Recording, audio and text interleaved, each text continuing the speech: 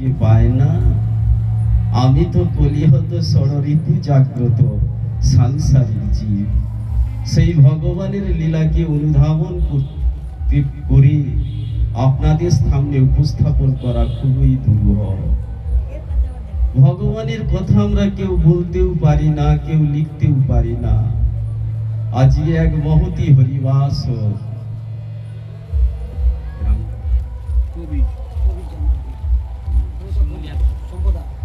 শিমুলিয়া গ্রামস্থিত ভক্তপ্রবর শ্রী কবির জানা মহাশয়ের বাড়িতে আমরা উপস্থিত হইয়াছি ভগবত কথা শ্রবণ, মনন, কীর্তন এবং আস্বাদন করব বলে। আপনারা কৃপা করে আমাকে এই আসনে বসিয়েছেন ভাগবত কথা বলবার জন্য। শুধু গৌর গোবিন্দের ভক্তবৃন্দ যে আসনে বসে মৈত্রী মুনি বিদুর প্রভুকে ভাগবত কথা শুনিয়েছিলেন, যে আসনে বসে সুদজি প্রভু নৈমি সারণ্যতে ৮৮,০০০ মুনি ঋষি বৃন্দদের ভাগবত কথা শুনিয়েছিলেন, যে আসনে বসে সুখদেব প্রভু রাজা পরীক্ষিতকে ভাগবত কথা শুনিয়েছিলেন, সেই আসনে বসে ভাগবত কথা বলার মতো যোগ্যতা পাণ্ডিত্য কিছুই নেই আমার। তবুও শাস্ত্রীয় সিদ্ধান্ত, যদি পিতামাতার কৃপা হয়, যদি কলির পাবন অবতার চৈতন্য মহাপ্রভু, যদি নিত্যানন্দ প্রভুর কৃপা হয়, আর ভগবানের অতি প্রিয় আপনাদের মতো সাধু গুরু বৈষ্ণব ব্রাহ্মণের যদি যৎকিঞ্চিত কৃপা হয়, তাহলে হয়তো এই জিহা মরুপ্রাঙ্গণে কৃষ্ণ কথা গৌর কথা উদ্ভাসিত হতে পারে। শ্রী গুরু নিতাই গৌর প্রেমানন্দে হরি হরি বল, হরি বল। তাই আমার শরীরের পরিচয়, আমি রঘুনন্দন অধিকারী। সকলের শ্রীচরণ লক্ষ্য করে কোটি কোটি দণ্ডবত প্রণতি জ্ঞাপন করছি, আপনারা সেই কৃপা দান করুন। শ্রী গুরু নিতাই গৌর প্রেমানন্দে হরি হরি বল, যাতে করে কিছু গৌর কথা কৃষ্ণ কথা আস্বাদন করিতে পারি। মানব জীবনের মুখ্য লক্ষ্যই হলো ভগবত কথা শ্রবণ। আমরা মাতৃগর্ভে কথা দিয়েছি, কিন্তু ভগবানের মায়ায় পড়ে আমরা ভুলে গেছি ভগবানকে দেওয়া প্রতিশ্রুতি। কুরুক্ষেত্রের মাটিতে অর্জুন ভগবান শ্রীকৃষ্ণকে জিজ্ঞেস করছেন, কৃষ্ণ, এই জগতের সব থেকে আপনি তো অনেক জীব সৃষ্টি করেছেন, আপনার মতে শ্রেষ্ঠ জীব কোনটা? বলছে শ্রেষ্ঠ জীব হলো মানুষ। বলছে কেন মানুষকে আপনি শ্রেষ্ঠ জীব বলছেন? অন্য জীব ঘুমায়, মানুষও ঘুমায়। অন্য জীব সন্তান উৎপাদন করে, মানুষও সন্তান উৎপাদন করে, মানুষও সংসার করে। অন্য জীবেরও খিদে লাগে, তারা খাদ্য সংগ্রহের জন্য চারিদিকে ছোটে, মানুষও চারিদিকে ছোটে খাদ্য উপার্জনের জন্য। তাহলে শ্রেষ্ঠত্ব কোথায়? তাহলে অন্য জীব যা করে মানুষও তো তাই করে, আপনি শ্রেষ্ঠ কেন বললেন মানুষকে? জানো অর্জুন, আমি মানুষকে তিনটে অতিরিক্ত গুণ দিয়েছি, যেটা অন্য কোনো জীবকে আমি দেইনি। সেটা কি? সেটা হলো জ্ঞান, ভক্তি আর বিবেক। জ্ঞান, ভক্তি আর বিবেক অন্য জীবকে দেয়নি। মানুষ জ্ঞানের মাধ্যমে বিচার করতে পারে কোনটা পাপ, কোনটা পুণ্য, কোনটা উচিত, কোনটা অনুচিত, কোনটা ধর্ম, কোনটা অধর্ম, কোনটা খাওয়া উচিত, কোনটা খাওয়া উচিত নয়, কোনটা সৎ, কোনটা অসৎ। কিন্তু অন্য জীব তো সেই বিবেচনার ক্ষমতা নেই। প্রভু, আপনি মানুষকে যে জ্ঞান বুদ্ধি বিবেক দিয়েছেন কেন? বলছি জানো, এই জ্ঞান বুদ্ধি বিবেচনা করে নিজেদের কর্মের কারণে এই পৃথিবী লোকে আসতে পেরেছে, তারা বুঝতে পারবে এই জন্মটা কিসের জন্য হয়েছে। প্রভু, আপনি যে জ্ঞান ভক্তি বিবেক দিয়েছেন, তারা সেই জ্ঞান ভক্তি বিবেক বিচার করে আপনার নাম ভজন করে। তারা তো এসেছে কৃষ্ণ ভজন করবার জন্য, কৃষ্ণ ভজিবার তারে সংসারে তে আইনু, মিছে মায়ায় বদ্ধ হয়ে বৃক্ষ সম হইনু। প্রভু, আপনি জ্ঞান বুদ্ধি বিবেক দিয়েছেন বিচার করে আপনার ভজন করবার জন্য। প্রভু, ভজন করছে? বলছে না, করছে না। কেন করছে না? তাদেরকে দিয়েছেন ভজন করবার জন্য জ্ঞান বুদ্ধি বিবেক, তবু তারা করছে না কেন? বলছে জানো, একটা স্বচ্ছ পুকুরে যদি কচুরি পানা জন্মে যায়, সেই স্বচ্ছ পুকুরের জল আর দেখা যায় না। যদি দর্পণে ময়লা পড়ে যায়, দর্পণে আর মুখ দেখা যায় না। সেই জন্য ষড়রিপু দ্বারা মানুষের জ্ঞান বুদ্ধি বিবেক ঢাকা পড়ে গেছে।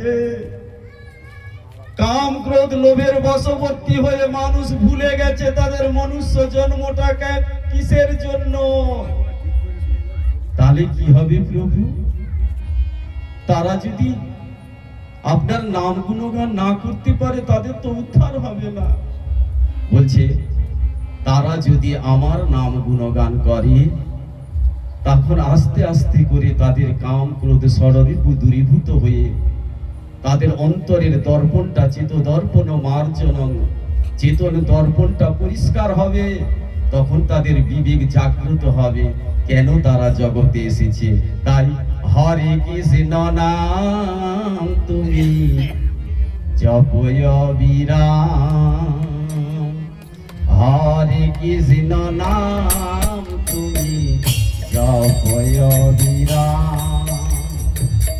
যতক্ষণ দেহে তোর আছে পরাণ, যতক্ষণ দেহে তোর আছে পরাণ, হরে কৃষ্ণ নাম তুমি জপয় বিরাম, হরে কৃষ্ণ নাম প্রভু জপয় বিরাম। দিন চলে যাবে, সময় নাহি পাবে, দিন চলে যাবে,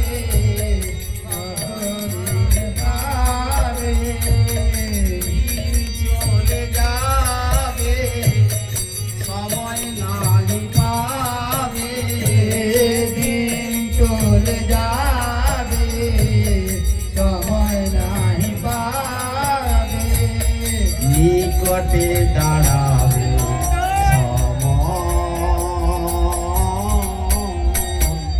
নিকটে দাঁড়াবে সময়,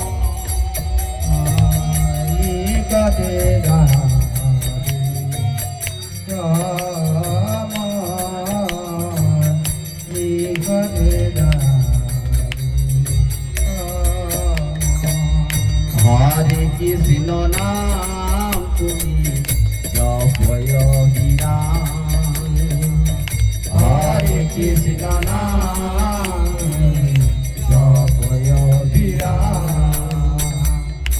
আর নাহি আশা বিষয় পিয়াসা, আর নাহি আশা বিষয় পিয়াসা।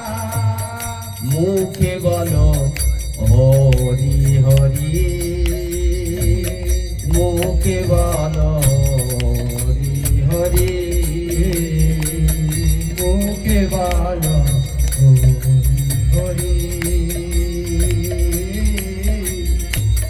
মুখে বলো হরি হরি। মনের আনন্দে রাধা গোবিন্দ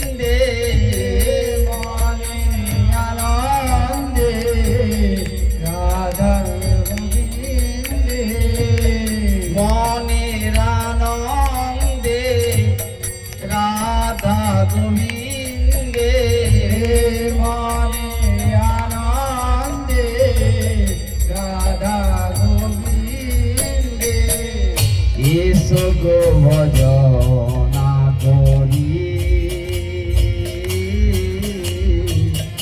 এসো গো ভজনা করি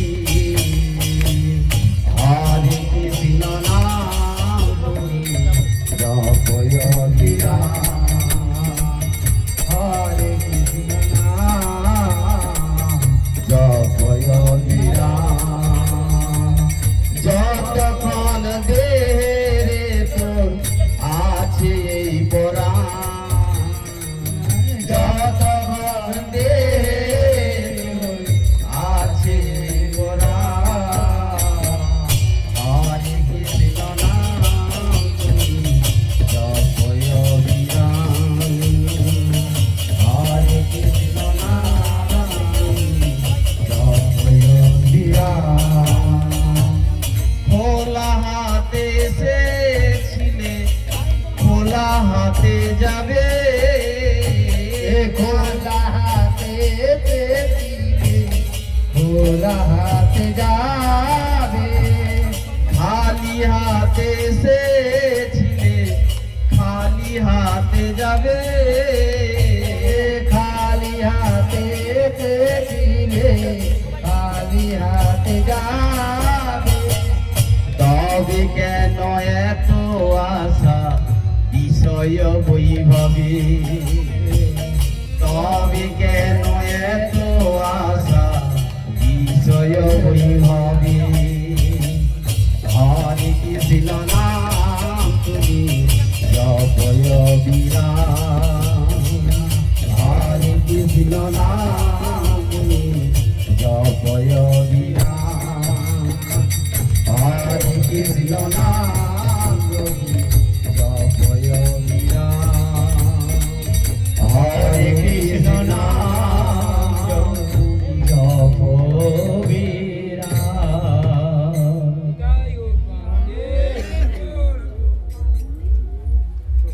অনন্ত কোটি বিশ্ব ব্রহ্মাণ্ডের মালিক তার অংশ জীবাত্মাকে এই জগতে মৃত্যুলোকে পাঠিয়ে তিনি শান্তিতে নেই তিনি সর্বসময় চিন্তা করছেন তার অংশ জীবাত্মাকে তার কাছে ফিরিয়ে নিয়ে যাওয়ার জন্য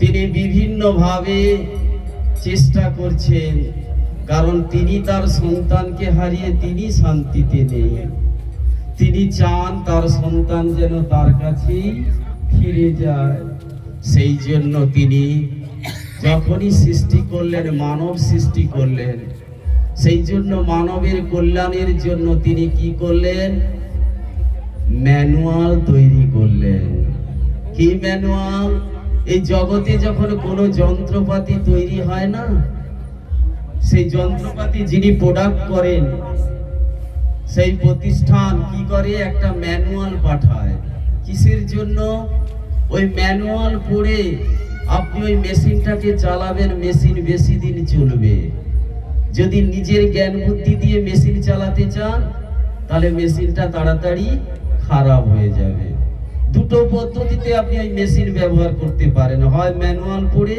নতুবা যে আগে চালিয়েছে তার কাছ থেকে জ্ঞান নিয়ে তাহলে সেই ম্যানুয়াল কি ভগবান সেই ম্যানুয়াল রূপে কি সৃষ্টি করলেন বেদ ও শাস্ত্র সৃষ্টি করলেন যদি মানব জীব শাস্ত্র অনুসারে জীবন যাপন করে সংসার জীবন মঙ্গলময় হয়ে ওঠে অচৈতন্য জীবের চৈতন্য ফেরে অজ্ঞানী জ্ঞান প্রাপ্ত হয় আমরা কেউ জ্ঞানী নয় মানুষের সব থেকে বড় ভয় যেটা সত্য ভগবত চরণে আশ্রয় করলে মৃত্যু ভয় দূর হয়ে যায় আর ভগবানকে পেতে গেলে যেটা প্রয়োজন এই চরণ কমলে আশ্রয় করলে ভক্তি জ্ঞান বৈরাগ্য প্রাপ্ত হয় এত বেদশাস্ত্র সৃষ্টি করলেন কিন্তু জীব সেই শাস্ত্রীয় বিধান অনুসারে চলছে না চৈতন্য মহাপ্রভু সনাতন গোস্বামীকে বলছে, কেন শাস্ত্র গ্রন্থ রচনা করলেন? কে রচনা করলেন? ভাগবত গ্রন্থ শাস্ত্র কেউ লিখতে পারে না যদি ভগবান তার কথা তার ভক্তের দ্বারা না লেখা। আমি যে ভাগবত কথা বলছি, আমার বলার ক্ষমতা আছে? শ্রী গুরু নিতাই গৌর প্রেমানন্দে হরি হরি বল, হরি বল, হরি বল, হরি বল। ভগবানের লীলাতে ত্রিগুণ প্রবেশ করতে পারে না, তিনটে গুণ। সে তিনটে গুণ কি? সত, রজ, তম। তিনটা কাল প্রবেশ করতে পারে না ভগবানের লীলাতে, ভূত, ভবিষ্যৎ, বর্তমান। মা জীবনের যে তিনটা অবস্থা, একটা স্বপ্ন, একটা সুষুপ্ত, একটা জাগ্রত, এই তিনটা অবস্থা ভগবানের লীলাতে প্রবেশ করতে পারে না। তাহলে ভগবান শ্রীকৃষ্ণ গীতাতে বলেছে জগৎ সংসার সৃষ্টি হয়েছে তিনটা গুণের মাধ্যমে, সত, রজ, তম গুণের মাধ্যমে। তাহলে ভগবানের লীলাতে যদি এই তিনটা গুণ প্রবেশ করতে না পারে, তাহলে আমরা তো এই তিনটা গুণের আধারেই তৈরি। তাহলে ভগবানের লীলাকে বুঝবো কি করে? তিনি তো এই তিন গুণের ঊর্ধ্বে। তাহলে এই গুণ দ্বারা ভগবানের লীলাকে বোঝা সম্ভব নয়। আমরা কেউ ভগবানের লীলাকে বলতে পারি না যদি ভগবান কৃপা করে তার ভক্তকে দিয়ে না বলা। আমরা ভগবানের লীলা বলতে পারি না, আমরা কি করি? ভগবানের লীলা শ্রবণ করি মাত্র, স্মরণ করি মাত্র। ভগবানের লীলাকে স্মরণ করি, আর সেই লীলা ভগবানের কি সমাপ্ত হয়ে গেছে? ভগবানের লীলা অনবরত হচ্ছে। অদ্যাবধি লীলা গৌরায় করে গৌর রায়, কোন কোন ভাগ্যবান দেখিবারে পায়। কোন যদি ভাগ্যবান জীব হয়, ভগবান যদি কৃপা করে সেই লীলাকে দেখতে পাবে, নালে কারো সামর্থ্য নেই। জীবের কৃপার জন্য তিনি এই গ্রন্থ রচনা করলেন। দাপর যুগ পর্যন্ত সমস্ত গ্রন্থ কি আকারে ছিল? স্মৃতি আকারে ছিল। গুরুদেবেরা এই শাস্ত্রীয় জ্ঞানকে শিষ্যদের বলতেন, শিষ্যরা স্মৃতিতে ধরে রাখতেন, আর তারপর স্মৃতি আকারেই সেটা চলত। কিন্তু দাপর যুগের অন্তে এসে ভগবান গোলকে বসে ভাবছেন, কলিজীবের জীব আজ যা খায় কাল মনে থাকে না। তিনি কর্মে তাদের মন্দ গতি, আয়ু কম, কিন্তু তারা যদি ভাগবত কথা, বেদের কথা, সমস্ত কথা অনুযায়ী জীবনযাপন না করে, শাস্ত্রীয় বিধান অনুসারে, তাদের তো সংসার জীবন মঙ্গলময় হয়ে উঠবে না। তারা তো ভগবানের চরণে আসতে পারবেন না। তাই কি করলেন? ভগবান নিজে ধরাধামে ছুটে এলেন 17তম অবতার রূপে। কৃষ্ণ দ্বৈপায়ন বেদব্যাস মুনি নাম ধারণ করে, সত্যবতীর গর্ভকে আধার করে পরাশর ঋষি মুনির পুত্র রূপে তিনি জগতে এলেন। তিনি এসে অনেক গ্রন্থ লিখলেন, 4টে বেদ লিখলেন, বেদকে সহজ করবার জন্য মহাভারত লিখলেন, 108 উপনিষদ লিখলেন, 17খানা পুরাণ লিখলেন। তবুও সরস্বতী নদীর তীরে বসে বসে বেদব্যাস মুনি কাঁদছে। কেন কাঁদছে? কেন দুঃখ করছে? নারদ মুনি এসে দিচ্ছেন, হে বেদব্যাস, আপনার মতো মুনিবর যদি এত দুঃখ মনমরা হয়ে বসে থাকে, তাহলে কলির জীবের কি অবস্থা হবে? আপনি কেন এত দুঃখী? শুধু গৌর গোবিন্দের ভক্তবৃন্দ, সাধু গুরু বৈষ্ণব মুনিরা নিজের জন্য দুঃখী হয় না, জগৎ জীবের জন্য দুঃখী হয়। সেই জন্য যখন নারদ মুনি জিজ্ঞেস করলেন, তখন বলছে, জানো, আমি কলিযুগের জীবের মানবের জন্য, মঙ্গলের জন্য এত গ্রন্থ লিখলাম, বেদ লিখলাম, মহাভারত লিখলাম, 108 উপনিষদ লিখলাম, 17খানা পুরাণ লিখলাম, যেখানে আমি নিজে শান্তি পেলাম না, তাহলে কলির জীব শান্তি পাবে কি করে? নারদ মুনি বললেন, দেখি দেখি বেদব্যাস মুনি, আপনি কি লিখেছেন দেখি। যখন খুলে দেখলেন, এ তুমি কি করেছো বেদব্যাস? তুমি তো ধর্ম অর্থ কাম মোক্ষ পাওয়ার উপায় লিখেছ। ধর্ম অর্থ কাম মোক্ষ পেলে তো জীবের উদ্ধার হবে না, জীব তো ভগবানের কাছে যেতে পারবে না। পঞ্চম পুরুষার্থ প্রেম চাই, প্রেম ভক্তি চাই। যতক্ষণ না পঞ্চম পুরুষার্থ ভক্তি প্রেম না হয়, ততক্ষণ জীবের উদ্ধার হবে না। এই জগৎ সংসারের সমস্ত শাস্ত্রের তিনটা তত্ত্বের উপর দাঁড়িয়ে আছে: সম্বন্ধ তত্ত্ব, অভিদয় তত্ত্ব, প্রয়োজন তত্ত্ব। সম্বন্ধ কি? ও আমার বাবা, এটা সম্বন্ধ। ও আমার মা, যেটাই জগতের পরিচয় দিয়ে বেঁচে আছি। আধার কার্ড, প্যান কার্ড নিয়ে পরিচয় দিচ্ছি, এটা আমার পরিচয় পত্র। এই পরিচয় পত্র মিথ্যা। পরিচয় পত্র কি? তোমার প্রকৃত পরিচয় কি? তুমি কৃষ্ণের নিত্য দাস। সম্বন্ধ একমাত্র কৃষ্ণের সঙ্গে তোমার। এই সম্বন্ধ জীব ভুলে গেছে। কৃষ্ণ নিত্য দাস ইয়া জীব ভুলি গেল, সেই কারণে মায়া পিশাচি গলায় বাঁধিল। গলাটা মায়ার কারণে আমরা কষ্ট পাচ্ছি কেন? ভগবানের সম্বন্ধ ভুলে গেছি, ভগবানের হাতটা ছেড়ে দিচ্ছি বলে।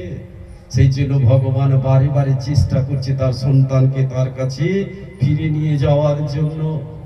কিন্তু হে বেদব্যাস মুনি, আপনি যা লিখেছেন এই ধারা তো প্রেম ভক্তি হবে না। আর প্রেম ভক্তি না হলে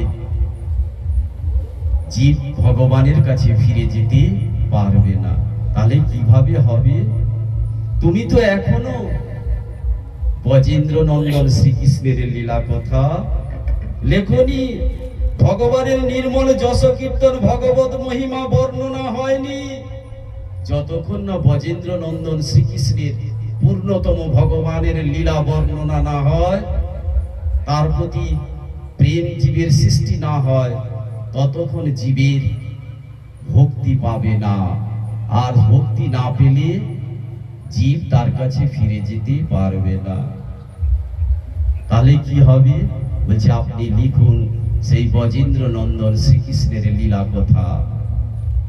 সেদিন বেদব্যাস মুনি নারদ মুনির চরণে পড়ে বলেছিল, হে নারদ, শুনেছি সাধু গুরু বৈষ্ণবের কৃপা না হলে নাকি কৃষ্ণ কথা আসে না। আমি কি করে লিখবো তার কথা? তুমি তো মহান ভক্ত, তুমি তো মহান সাধু, তুমি আমাকে কৃপা করো সেই ভগবত কথা লিখার জন্য। সেদিন নারদ মুনি কৃপা করেছিলেন সেই ভগবত কথা লিখার জন্য। তিনি কি করেছিলেন? চতুশ্লোকী ভাগবত বেদব্যাস মুনিকে বলেছিলেন। দেখুন, ভক্তিমতী মাতৃমণ্ডলী, সাধুগুরু, ব্রাহ্মণ, বৈষ্ণব, অহত, অনাহত, অবহত এবং যারা আসতে পারেনি সবার উদ্দেশ্যে একটি মালা স্থাপন করলাম। হরিজন শ্রী গুরু নিতাই গৌর প্রেমানন্দে হরি হরি বল, হরি বল, হরি বল, হরি বল।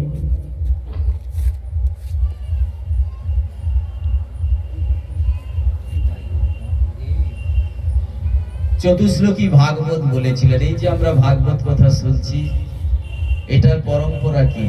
স্বয়ং ভগবান তার কথা কাকে বলেছিলেন? ব্রহ্মাকে।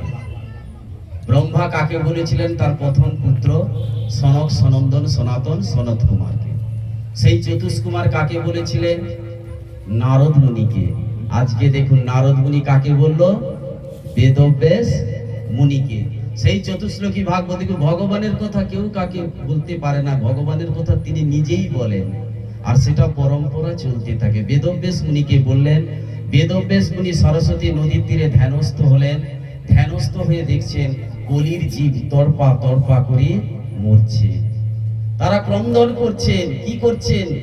কবু স্বর্গে ওঠায়, কবু নরকে ডোবায়, দণ্ড যেন রাজা তারে নদীতে চুবায়।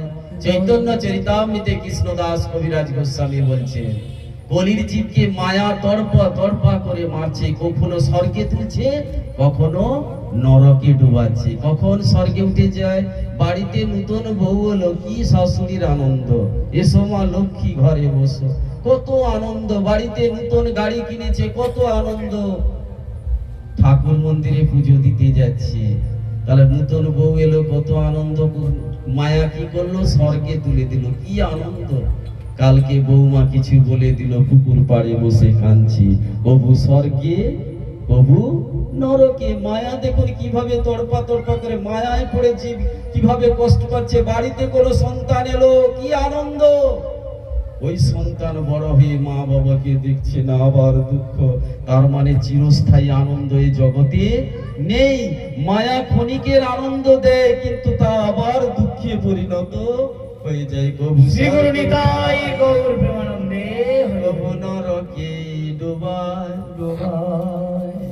দণ্ড যেন রাজা তারে নদীতে চুবায়। মায়া কিভাবে জীবকে দেখুন তড়পা তড়পা করে মারছে। কারণ এই জগতে চির আনন্দ নেই। নতুন গাড়ি কিনেছি, কি আনন্দ। কাল বাজারে আবার ওর থেকে ভালো গাড়ি বেরিয়ে গেল, ওই গাড়িটা থেকে আমার গাড়িটা খারাপ, ওই গাড়িটা যদি তার মানে কি আনন্দ চিরস্থায়ী নয়। কত সুন্দর বাড়ি করলাম, কত সুন্দর রং করলাম, সবাইকে দেখছি, জানিস আমি কত বাড়ি করেছি, পাশে আর একটা সুন্দর বাড়ি হয়ে গেলে তখন মনে দুঃখ, ওদের বাড়িটা আমাদের বাড়ির থেকে বেশি সুন্দর। তার মানে চিরস্থায়ী আনন্দ নেই। চিরস্থায়ী আনন্দ কোথায়? একমাত্র গোবিন্দের চরণে। কেন? কারণ আমরা আনন্দ থেকেই সৃষ্টি, আনন্দ সেখানেই আছে। ভগবানের স্বরূপ কি? সচ্চিদানন্দ রূপায় বিশ্ব উৎপত্তি হেতবে তাপত্রয় বিনাশায় শ্রীকৃষ্ণায় বয়ং নমঃ। ভাগবতের প্রথম শ্লোক, একেবারে প্রথমে সচ্চিদানন্দ রূপায়। ভগবান কি দিয়ে তৈরি? সৎ, চিৎ এবং আনন্দ দিয়ে। এই কথা বললে লীলাতে প্রবেশ করতে পারো। ছোট্ট করে বলে দিই, ভগবানের স্বরূপ কি? সচ্চিৎ আনন্দ। তিনিই সত্য, আর এই জগতে যা কিছু দেখছেন সব মিথ্যা। আর তিনি চিৎ শক্তি রূপে আপনার শরীরে আছে বলেই আপনি হাঁটাচলা করছে। একটা বাচ্চা ছেলে বলবে, এই বাল্বটার কি ক্ষমতা রে, কত সুন্দর আলো দিচ্ছে। বাচ্চা ছেলেটা কি জানে এই বাল্বটার কোনো ক্ষমতা নেই আলো দেওয়ার? আছে ক্ষমতা? এ কার দ্বারা জ্বলছে? একটা কারেন্টের মধ্যে একটা শক্তি আসছে, তার জন্য জ্বলছে। তাহলে আমরা যে বলি ও কত সুন্দর দেখতে, ও কত সুন্দর স্বাস্থ্যবান, ওর যে মুখটা কত জল জল করছে, ও জল জল করছে নিজের জন্য, ওকে কেউ জ্বালিয়ে রেখেছে। সেই শক্তিটার নাম কি? চিৎ শক্তি, চৈতন্য শক্তি। তিনি আপনার দেহে বসে আছে। যেদিন ও চলে যাবে, বাল্বের মতো আপনিও নিভে যাবে, আর আপনার জ্যোতি থাকবে না। আপনাকে মানুষ যে মুখে চুম্বন দিত, সে মুখটাকে তাকাবেও না, ছুঁইলে স্নান করতে হবে। কারণ কি? আপনাকে যে চালিয়েছিল চিৎ শক্তি, সে আর নেই। আর কি? আনন্দ। এই জগতের প্রত্যেকটা জীব আনন্দ চায়। জানো কেন আনন্দ চায়? এই প্রকৃতির নিয়ম, বিজ্ঞানের নিয়ম আছে যে যেখান থেকে সৃষ্টি হয় সে সেখানেই যেতে চায়। দেখুন, এই যে বরফ গলা জল হিমালয়ে দেখছেন, ওই বরফ হিমালয় পর্বতে কোথায় ছিল? সমুদ্র থেকে বাষ্প হয়ে ওখানে গিয়ে বরফে পরিণত হয়েছে। তার মানে যত জগতের জল সমুদ্র থেকে সৃষ্টি, আবার সেই জলই নদী আকারে কোথায় ছুটছে? সমুদ্রে মিলিত হওয়ার জন্য। যে যেখান থেকে সৃষ্টি সে সেখানেই যেতে চায়। এটাই প্রকৃতির নিয়ম। আমি আমার বাবাকে বেশি ভালোবাসি একটাই কারণ, আমার বাবা থেকে আমার সৃষ্টি বলে। সেই জন্য আমরা আনন্দ থেকে সৃষ্টি বলে প্রত্যেকটা জীব আনন্দ খোঁজে, কিন্তু আমরা আনন্দ পাই না। একটাই কারণ, আমরা আনন্দকে পাওয়ার রাস্তা ভুলে গেছি। সেই আনন্দকে পাওয়ার রাস্তা ভুলে যাওয়ার জন্য আনন্দ পাচ্ছি না। আমরা সংসারে অনেক কিছু করছি, কিন্তু ওতে আনন্দ পাওয়া যাবে না। তাহলে সেই রাস্তা যিনি জানেন তার কাছে যেতে হবে। কার কাছে? সেই রাস্তার সন্ধান কে দেবে? সাধু। সেই জন্য সাধু সঙ্গ ছাড়া কোনো দিনই আপনি ভক্তি বীজ পাবে না। ব্রহ্মাণ্ড ভ্রমিতে কোন ভাগ্যবান জীব গুরু কৃষ্ণ প্রসাদে পায় ভক্তি লতা বীজ। একমাত্র গুরু কৃষ্ণ প্রসাদেই সেই ভক্তিলতা বীজ পাবে। সেই জন্য সাধু সঙ্গ করতে হবে। ছোট্ট করে বলে দিই, এই নরককে দর্শন করলেন, তারপরে রাধা কৃষ্ণর চরণ যুগল দর্শন করলেন। বেদব্যাস মুনি কলির জীবের জন্য তিনি ভাগবত গ্রন্থ রচনা করলেন। দ্বাদশ স্কন্ধযুক্ত 335 অধ্যায় যুক্ত 18,000 শ্লোক সম্বন্ধিত ভাগবত গ্রন্থ তিনি কলির জীবের জন্য সৃষ্টি করলেন, লিখিত রূপ করলেন। সেই চতুশ্লোকী ভাগবতকে তিনি 18,000 শ্লোকে বিস্তার করেছেন। সেই জন্য ব্যাস, তিনি কি করেছেন? ব্যাস করেছেন। সেই জন্য তিনার নাম মহর্ষি কৃষ্ণায়া, কৃষ্ণ দ্বৈপায়ন বেদব্যাস। এই ভাগবতের চরণ কমলে আশ্রয় করেছি। ভাগবত কথাতে প্রবেশ করব। এই ভাগবতে যেখানে মহাভারতের শেষ, সেখানে ভাগবতের শুরু। আমরা ভাগবতের প্রারম্ভের দিকে একটি লীলা শ্রবণ করব, যে লীলাটা লীলা বলবো না, স্তুতি। সেটা হলো কুন্তী স্তুতি। ভাগবতে অনেক স্তুতি আছে, ব্রহ্মা স্তুতি, ধ্রুব স্তুতি, তারপরে এই কুন্তী স্তুতি, সবাই স্তুতি করেছে মাহাত্ম্য। আমরা কুন্তী স্তুতি থেকে একটু পাঠ শ্রবণ করব। যেখানে মহাভারতের শেষ, সেখানেই ভাগবতের শুরু। মহাভারতের যুদ্ধে জয়লাভ হয়েছে। এক পাশে হেরে গেছে ভীম। কি করেছে? দুর্যোধনের জাংটাকে ভেঙে দিয়েছে। আর জাগের যন্ত্রণা ছটফট করছে কে? দুর্যোধন। আর দুর্যোধন যখন জাগের যন্ত্রণায় ছটফট করছেন, তখন দুর্যোধনের কক্ষের মধ্যে প্রবেশ করছেন কে? অশ্বত্থামা। আর অশ্বত্থামা যখন প্রবেশ করছেন, বলছেন দুর্যোধনের জয় হোক। শুধু গৌরগোবিন্দের ভক্তবৃন্দ, যখনই দুর্যোধনের জয় হোক বলেছে অশ্বত্থামা, অশ্বত্থামা খুশি হয়নি। জয় শুনে খুশি হলেন না কেন? শুনুন মা, এই জগতে যার জন্য আমরা সারা জীবন কাটিয়ে দিই, ধন মান যশ প্রতিষ্ঠা, এইগুলো পাওয়ার জন্য, দেখবেন এই ধন মান যশ প্রতিষ্ঠা কিছুই ভালো লাগে না যখন মানুষ খুব বিপদে পড়ে। মানুষ যখন হাসপাতালে কোনো রোগের জন্য যন্ত্রণায় ছটফট করে, তখন কেউ যদি গিয়ে বলে তোমার জয় হোক, ভালো লাগে? ভালো লাগে না। যার জন্য এত চেষ্টা, তখন কারো ভালো লাগে না। দুর্যোধন বলছে আমি যন্ত্রণায় ছটফট করছি, তুই আমার জয়ধ্বনি দিচ্ছিস? আমি এত যন্ত্রণায় ছটফট করছি, এই যন্ত্রণার জন্য তুমি দায়ী। কে বললেন? অশ্বত্থামা। কেন আমি দায়ী? কুরুক্ষেত্রের যুদ্ধে তুমি বৃদ্ধদের সেনাপতি করে রেখেছিলে। যদি আমাকে সেনাপতি করতে, তোমাকে যুদ্ধে জয়লাভ করে দিতাম, তোমার এই অবস্থা হতো না। অশ্বত্থামা, সেই যুদ্ধে তুমিও তো আমার পক্ষে ছিলে, তুমি আমাকে জয়লাভ করে দিতে পারলে না কেন? শোনো, সাধারণ সৈন্য হয়ে যুদ্ধ করা আর সেনাপতি হয়ে যুদ্ধ করা এক নয়। আজকে তো তুমি আছো, তুমি কিছু করতে পারবে? তুমি যদি এক্ষুনি আমাকে আদেশ দাও, পঞ্চ পাণ্ডবের 5টা মাথা কেটে এনে তোমার চরণে ফেলে দেব, পারবে? পারবে তুমি? তাই বলছে আদেশ দিন না, যাও তুমি পঞ্চ পাণ্ডবের মাথাটা কেটে এনে আমাকে দাও। অশ্বত্থামাকে আদেশ দিলেন, অশ্বত্থামা বেরিয়ে গেলেন। এই পঞ্চ পাণ্ডবের মাথা কাটতে কে বেরিয়ে যাচ্ছে? অশ্বত্থামা। এই জগতের যাই কিছু হোক, কেউ জানুক আর না জানুক, যিনি জগতের প্রতি ভাবগ্রাহী জনার্দন, তিনি সব জানতে পারেন। নিতাই গৌর প্রেমানন্দে হরি বল। তিনি কি করলেন?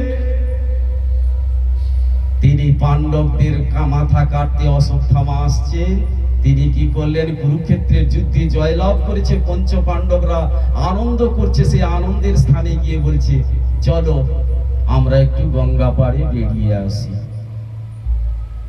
দেখুন এত আনন্দ উৎসব করছে, পাণ্ডবেরা একবারও কৃষ্ণকে বলছে না কৃষ্ণ আমরা এত বিজয় করেছি, কুরুক্ষেত্রের যুদ্ধে জয়লাভ করেছি, আমরা কেন নদী পাড়ে যাব?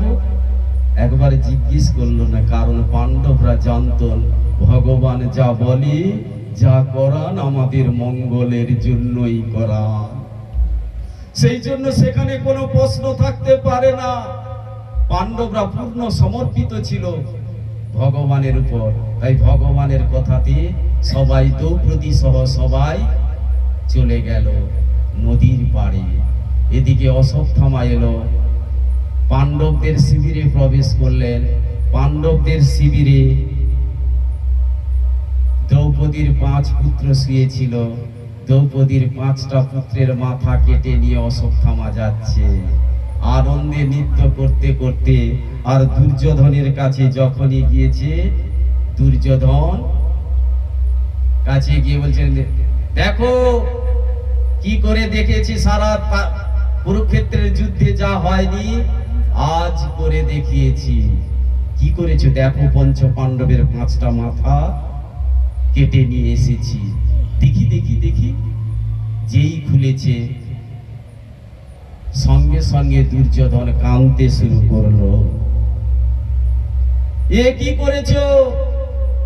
পঞ্চ পাণ্ডবের সঙ্গে আমার শত্রুতা ছিল, কিন্তু তুমি তো তাদের পুত্রদের মাথা কেটে নিয়ে এসেছো। এরা তো আমার শত্রু ছিল না, শত্রু তো পঞ্চ পাণ্ডব ছিল। এ তুমি কি করেছো অশ্বত্থামা? দুর্যোধন কাঁদতে শুরু করলো। কাঁদতে কাঁদতে দুর্যোধনের মৃত্যু হয়ে গেল। দুর্যোধনের যখন মৃত্যু হয়ে গেল, এদিক থেকে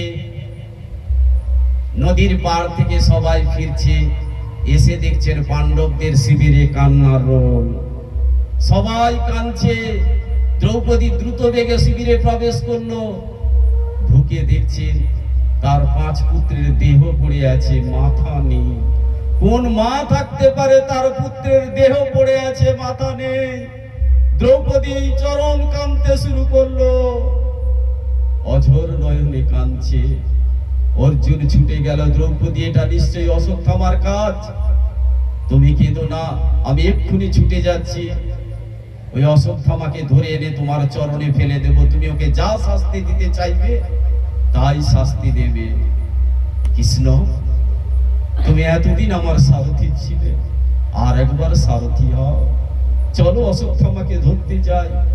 অশ্বত্থামাকে ধরার জন্য ছুটতে ছুটতে অর্জুন বেরিয়ে গেল। তুমুল যুদ্ধ হলো অশ্বত্থামার সঙ্গে। অশ্বত্থামাকে ধরে আনলেন, বন্দি করে আনলেন, দ্রৌপদীর চরণে ফেলে দিল। দ্রৌপদী বলো একে কি শাস্তি দেব, কি সাজা দিতে চাও? এ তোমার পুত্রের মাথা কেটে নিয়ে গেছে। অশ্বত্থামা থর থর করে কাঁপছে, ভয় এরা তো আমাকে মেরে ফেলবে, এরা তো আমাকে মেরে ফেলবে। যখনই থর থর করে অশ্বত্থামাকে কাঁপতে দেখছি, তখন দ্রৌপদী বলছে ছেড়ে দাও, ছেড়ে দাও, একে মুক্ত করে দাও।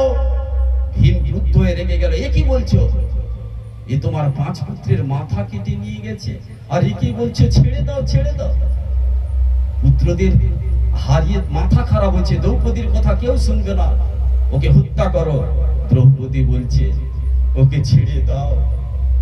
দ্রৌপদী যে কারণে ছেড়ে দেওয়ার কথা বলছে শোনো ভক্তগণ, দ্রৌপদী কতটা মায়া করুণাময়, এই জন্য দ্রৌপদীকে নাম দিয়েছিলেন কৃষ্ণ। কৃষ্ণা তুমি আমার বোনের যোগ্য। দ্রৌপদী শোনো, সেদিন দ্রৌপদী বলেছিল অশ্বত্থামাকে ছেড়ে দাও, কারণ দেখিয়েছিল একটা ব্রাহ্মণ পুত্রকে হত্যা করা যায় না। অশ্বত্থামা ব্রাহ্মণ পুত্র, ব্রাহ্মণের পুত্রকে হত্যা করলে পাপ গ্রহণ করতে হবে। আর যখন গুরু থাকে না, গুরুর পুত্র তো গুরুই হয়। আজকে দ্রোণাচার্য নেই, গুরুর পুত্রকে হত্যা করতে নেই, একে ছেড়ে দাও।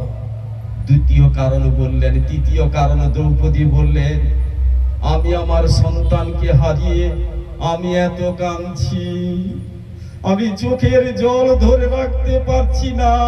আর অশ্বত্থামার মা যুদ্ধক্ষেত্রে তার স্বামীকে হারিয়েছে দ্রোণাচার্যকে। আজকে যদি অশ্বত্থামাকে হত্যা করা হয়, একইভাবে সন্তানের বিরহে তার মা কাঁদবে।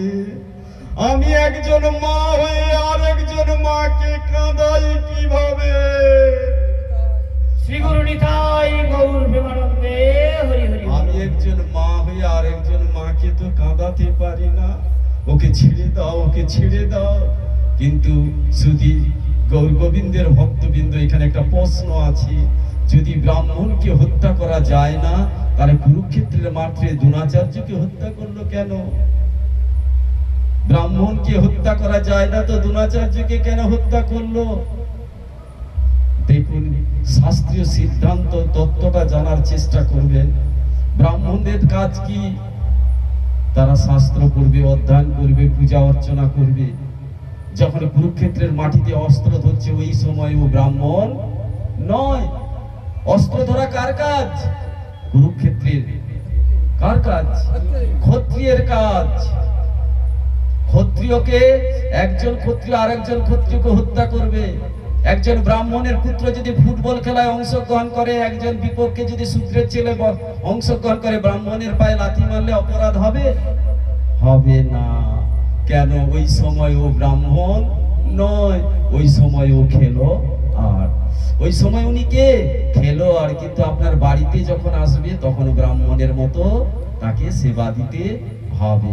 কুরুক্ষেত্রের মাটিতে যখন দ্রোণাচার্য যুদ্ধ করছিলেন, তখন তিনি ক্ষত্রিয়, তখন তিনি ব্রাহ্মণ নয়। সেই জন্য বারে বারে ভগবান শ্রীকৃষ্ণ বলেছেন যে আমি কর্মের গুণে এই জগতে 4টা বর্ণ সৃষ্টি করেছি। কেউ নিজেকে ভাববেন না জন্মসূত্রে। আর জন্মসূত্রে যদি এই 4টা জন্মকে কেউ ভাবে, তাহলে আমরা যতজন বসে আছি সবাই ব্রাহ্মণ, তাই তো? একবার দেখুন আপনার গোত্র কি? আপনার গোত্রটা কি? আপনি কে ছিলেন? অথচ গোত্র তিনি ব্রাহ্মণ, আপনি ব্রাহ্মণ নেই। কেন? আপনার কর্মের গুণে আপনি হয়ে গেছেন, সেই ব্রাহ্মণ কুল থেকে চলে এসেছেন, কর্ম ধরে রাখতে পারেননি। হিরণ্যকশিপু পিতাকে মহর্ষি কশ্যপ, অথচ রাক্ষস হয়ে গেলেন কেন? কর্মের গুণে। রাবণকে, তার মহান মুনি ছিলেন রাবণের পুত্র পিতা, তাহলে তিনি কেন রাক্ষস কুলে হয়ে? কর্ম চতুর্বর্ণময়া সৃষ্ট, গুণ কর্ম বিভাগচ। আমি চতুর্বর্ণ সৃষ্টি করেছি গুণ কর্মের বৃদ্ধিতে। চৈতন্য মহাপ্রভু এই জগতে আসা পাক মুহূর্ত শ্রবণ করবেন। কেন তিনি এসেছিলেন? আমাদের সনাতন ধর্মের অধঃপতন হয়ে যাচ্ছিল, আমি বড় নিয়ে মারপিট করছে নিজেদের মধ্যে। তিনি বলছেন আমি বড় নয়। কিবা বিপ্র কিবা নাস্তি শূদ্র কেন নয়, যেই কৃষ্ণ তত্ত্ববেত্তা সেই গুরু হয়। গুরু সবার হওয়ার অধিকার আছে, যিনি কৃষ্ণ তত্ত্ববেত্তা জানেন। ব্রাহ্মণ কুলে জন্মগ্রহণ করেছেন, শাস্ত্র ছোঁয়েন না, নিজের কাজকর্ম করেন না, তাহলে ব্রাহ্মণ? বিপ্র নয়, যদি কৃষ্ণ তেজে, শূদ্র নয়, যদি কৃষ্ণ ভজে। কে বললেন? চৈতন্য মহাপ্রভু। তিনি জগৎকে শিক্ষা দিতে এলেন। কেউ যদি শূদ্রকুলে জন্মগ্রহণ করে, আর ভগবান স্বয়ং গুরু রূপে এসে তার কর্ণে যদি বিষ্ণু মন্ত্রে দীক্ষিত করেন, তার শূদ্রতা আর থাকে না। হনুমান কুলে পশুকুলে জন্মগ্রহণ করেছে, তার গলায় পৈতা দিল কে? তাহলে তিনি পশুই থাকলেন না, তিনি ব্রাহ্মণ হয়ে গেলেন। কিসের কারণে? ভগবান যাকে সেই অধিকার দেবে। সর্বরী মাতণ্ড ঋষির নিয়ে তিনি কি হয়ে গেলেন? মহান ভক্ত। আপনার বাড়িতে ব্রাহ্মণ হয়েছে, ভগবান পায়ে হেঁটে ফল খেতে আসেনি, শূদ্রকুলে জন্মগ্রহণ করেছে, তিনি সর্বরীর বাড়িতে পায়ে হেঁটে গিয়ে এঁটো ফল খাচ্ছে। তার মানে কি? কর্মগুণে আপনি মহান হবে না, জন্মসূত্রে আপনি মহান হবে না, কর্মের গুণে আপনি মহান হবেন। জন্ম হোক যথা তথা, কর্ম হোক ভালো। আজকে ছেড়ে দিতে বললেন দ্রৌপদী যে ওকে ছেড়ে দাও। তখন যুধিষ্ঠির ভাবলেন ও মেয়ে মানুষ, ওর কথা শুনলে হবে না, আমাদের ছেলেকে হত্যা করেছে, আমরা ছেড়ে দেব? আমরা কেন নিজে নিজে সিদ্ধান্ত নিচ্ছি? পাশে তো কৃষ্ণ দাঁড়িয়ে আছে, ওকে জিজ্ঞেস করি, ওকে ছেড়ে দেব না রেখে দেব?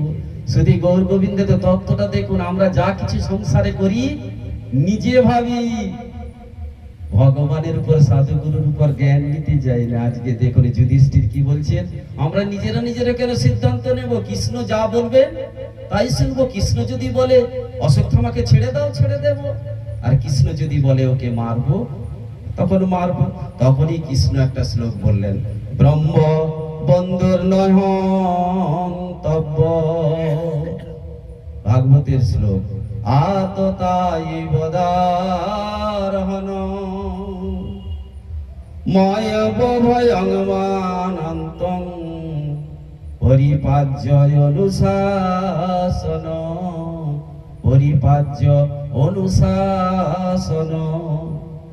ভগবান শ্রীকৃষ্ণ বললেন পতিত ব্রাহ্মণকে কোনোদিন বধ করা যায় না, তবে ব্রহ্ম হত্যা হয়ে যাবে। কিন্তু যিনি আততায়ী, আততায়ীকে কোনোদিন ছাড়তে নেই। এই কথাই ইঙ্গিত দিলেন কেবলমাত্র ভগবান শ্রীকৃষ্ণ। অর্জুন বুঝে গেলেন ভগবান শ্রীকৃষ্ণ কি বলতে চেয়েছেন। যখনই ইঙ্গিতটা বুঝে গেলেন ভগবান শ্রীকৃষ্ণের কথা মতো, অর্জুন কি করলেন, অশ্বত্থামাকে ধরে টানলেন, টেনে এনে মুন্ডনটা কি করলেন, মুন্ডন, মস্তক মুন্ডন করে দিলেন, চুলটা কেটে দিলেন। আর কি করলেন, মাথার মধ্যে একটা মণি ছিল, মণিটাকে কেড়ে নিলেন। শুধু গৌর গোবিন্দের ভক্তবৃন্দ, যারা সাধুগুরু বৈষ্ণব ব্রাহ্মণ হয়, যারা প্রতিষ্ঠিত ব্যক্তি হয়, তাদেরকে হত্যা করতে হয় না।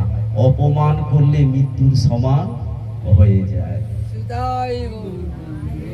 যদি অপমান করা হয়, তাকে ঘর থেকে বিতাড়িত করে দেওয়া হয়, গ্রাম থেকে বিতাড়ন করে দেওয়া হয়, তাকে অপমান করে গ্রামে ঘোরানো হয়, তাহলে সেটা তার কাছে মৃত্যুর সমান হয়ে যায়। ভগবান এই ইঙ্গিত দিলেন, অশ্বত্থামাকে অপমান করে দূর দূর করে তাড়িয়ে দিলেন। কিন্তু অশ্বত্থামা এই যে অপমান সহ্য করতে পারেননি। দেখুন এদিকে যখন অশ্বত্থামা পালিয়ে গেলেন ওখান থেকে, এদিকে ভগবান শ্রীকৃষ্ণ ভাবলেন এবারে আমাকে দ্বারিকা যেতে হবে। হস্তিনাপুরে রাজা করলেন যুধিষ্ঠিরকে, আর দ্বারিকা যাওয়ার জন্য ভগবান শ্রীকৃষ্ণ রথে উঠলেন।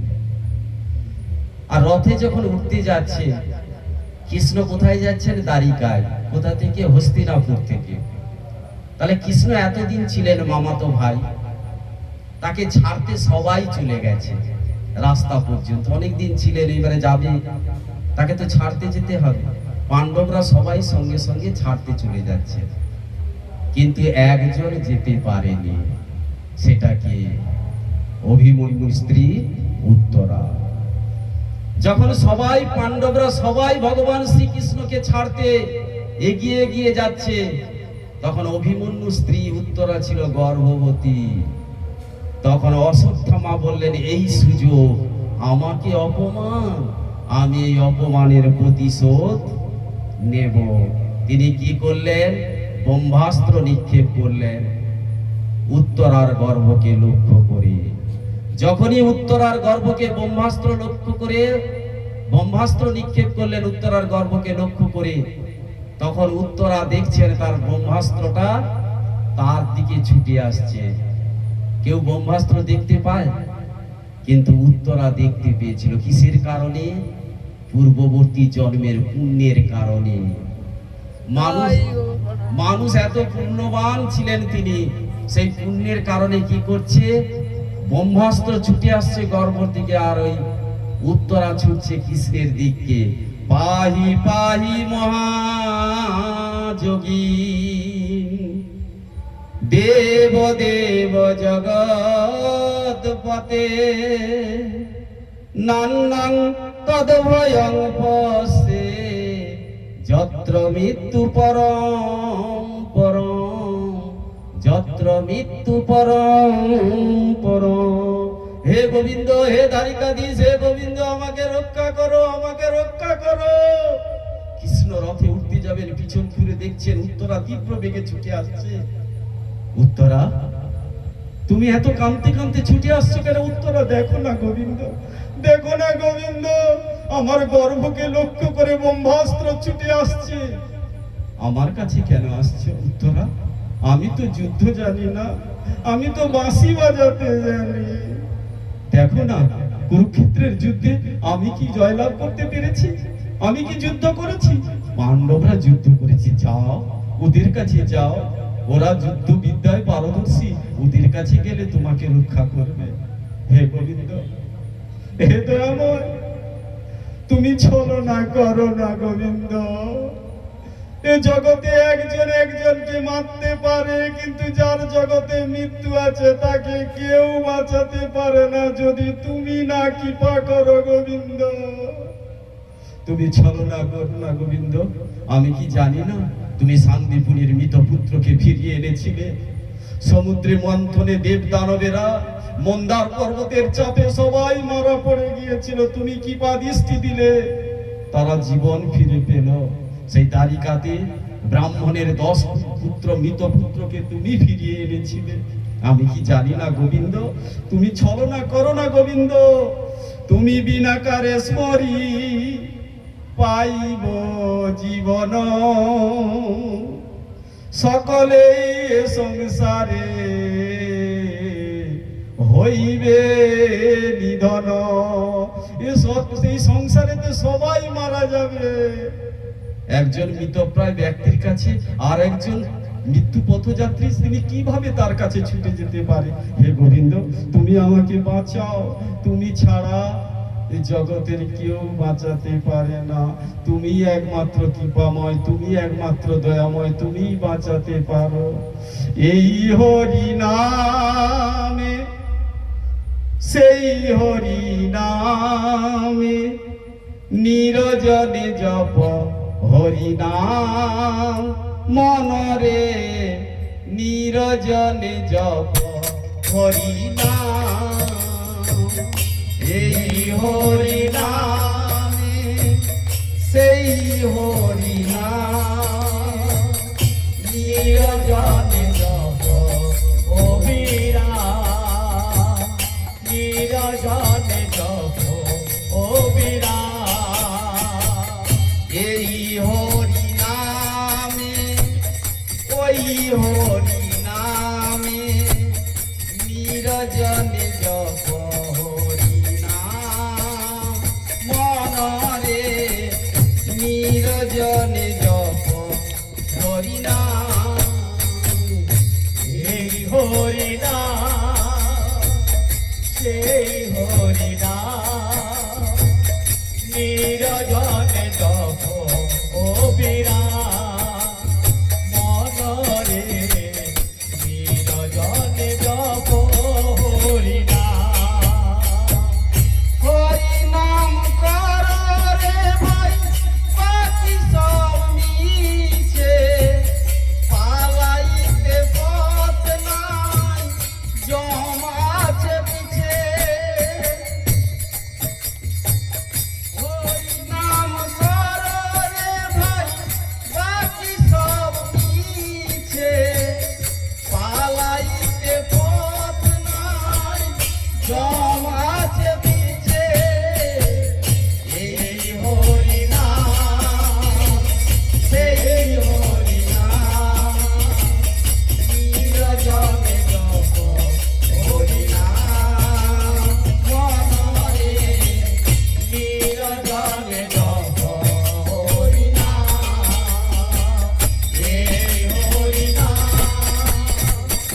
ওই হরি নাম নিরজনে জপ হরি নাম মনরে, নিরজনে জপ হরি নাম। শ্রী গুরু নিতাই গৌর প্রেমানন্দে। এই হরি নামে, সেই হরি নামে, এই হরি নাম করলে সেই হরি নেমে আসবে, আর নাম না করলে তাকে পাবে না। আজকে ভগবান উত্তরার কে বলছেন? উত্তরা বিশ্বনাথ চক্রবর্তী তার টিকাতে লিখেছেন যে ভগবান যেন জিজ্ঞেস করছে উত্তরাকে, উত্তরা এই জগতে যে জন্মগ্রহণ করে তারই তো মরণ হয়, তুমি মরণকে মৃত্যুকে তো ভয় পাচ্ছ কেন? তুমি এত ভয় পাচ্ছ কেন? এত কাঁদছো কেন? কৃষ্ণ জিজ্ঞেস করছেন।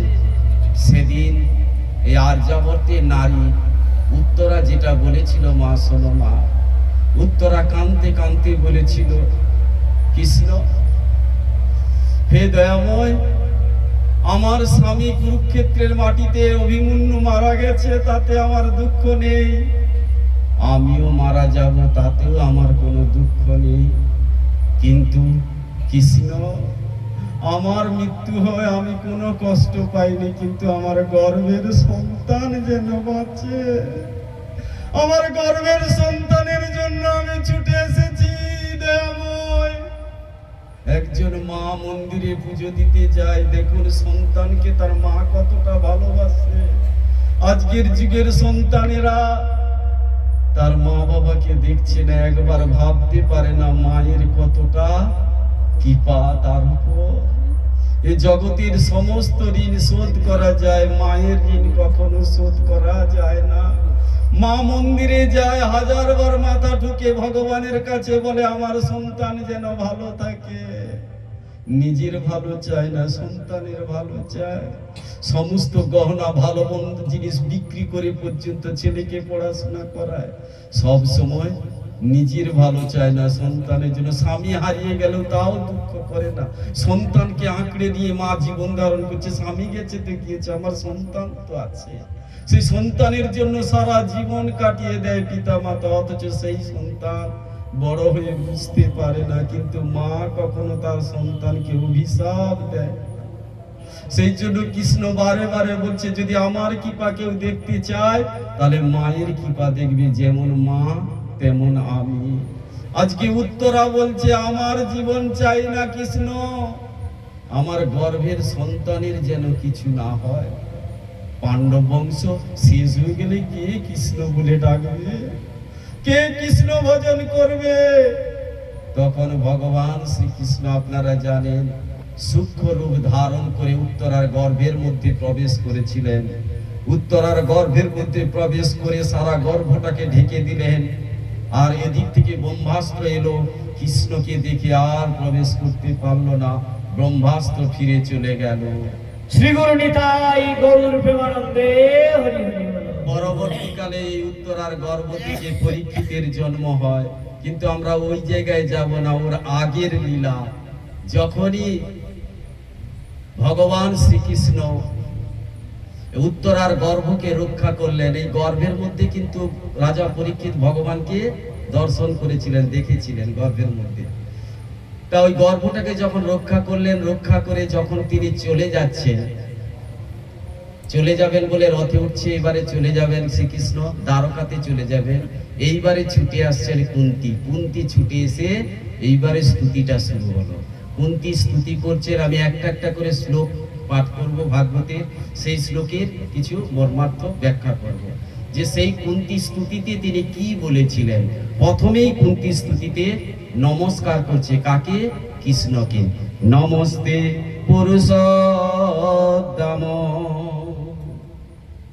ঈশ্বর প্রকৃতে পরম অলক্ষং সর্বভূতানাং অন্তর বহিরবস্থিতম অন্তর বহিরবস্থিতম। নমস্তে পুরুষোত্তম। কাকে নমস্কার করছে? কৃষ্ণকে নমস্কার করতে যাচ্ছে। আর কৃষ্ণ দূরে আস্তে আস্তে সরে যাচ্ছে। পিসিমা, তুমি আমার গুরুজন, তুমি আমার মায়ের সমান, তুমি আমাকে কেন প্রণাম করতে আসছো? পিসিমা, তুমি কেন আমাকে প্রণাম করতে এসছো? কৃষ্ণ, তুমি ছলনা করো না কৃষ্ণ, তুমি নরলীলা করবার জন্য জগতে এসেছো। আমি জানি না তুমি কে। তুমি আমার ভাই রূপে এলেও তুমি অনন্ত কোটি বিশ্ব ব্রহ্মাণ্ডের মালিক। বয়সে কনিষ্ঠ বটে যদু অলঙ্কার, বুদ্ধি বলে তুমি শ্রেষ্ঠ জগত মাঝা। তুমি তুমি জগৎ মাঝারে সব থেকে শ্রেষ্ঠ, তুমি ছোট্ট বালক ভাই করবে আমার এলেও, তুমি জগতের সৃষ্টিকর্তা, তুমি এই জগতের নিয়ন্তা, তুমি এই জগতের একমাত্র কন্ট্রোলার। তুমি কেবলমাত্র নরলীলা করবার জন্য আমার ভাই করবে এসেছো। সেই জন্য কুরুক্ষেত্রের মাটিতে বলছে অর্জুন, আমি এই জগতের সমস্ত জীবের পিতা। চৈতন্য চরিতামৃতে বলছেন, এক হলে ঈশ্বরে কৃষ্ণ যার সব ভিত্ত, যারে যাইছে না চায় সেইতেইছে করে নিত্য। একমাত্র ঈশ্বর হলেন কে? কৃষ্ণ। সেটা কুন্তি জানতে পারলেন। কুন্তি বলছেন, তুমি এই জগতের ঈশ্বর, তুমি আমার ভাই করতে এলেও তুমি সবার প্রণম্য, তোমাকে তাই প্রণাম করতে যাচ্ছি। ভক্তি বিনোদ ঠাকুরও তিনি তার গানের মধ্যে কথার মধ্যে বলেছেন, এই জগতের সব থেকে কে ঈশ্বর? তুমি সর্বেশ্বর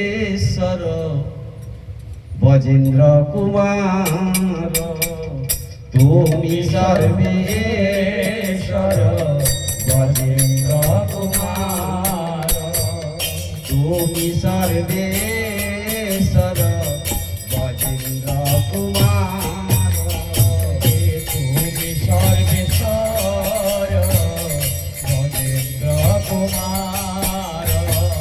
তোমার ইচ্ছায় বিষ্ণু, তোমার ইচ্ছায় বিষ্ণু করেন পালন, তুমি সর্বেশ্বর বজেন্দ্র কুমার, তুমি সর্বেশ্বর বজেন্দ্র কুমার। তোমার ইচ্ছায় ব্রহ্মা, তোমার ইচ্ছায় ব্রহ্মা করেন সৃজন, তুমি সর্বেশ্বর বজেন্দ্র কুমার, তুমি সর্বেশ্বর বজেন্দ্র কুমার। তোমার ইচ্ছায় শিব, তোমার ইচ্ছায় শিব করেন প্রলয়, তুমি সর্বেশ্বর বজেন্দ্র কুমার, তুমি সর্বেশ্বর বজেন্দ্র কুমার। তোমার ইচ্ছায় মায়া, তোমার ইচ্ছায় মায়া গড়ে কারাগার, তুমি সর্বেশ্বর বজেন্দ্র কুমার, তুমি সর্বেশ্বর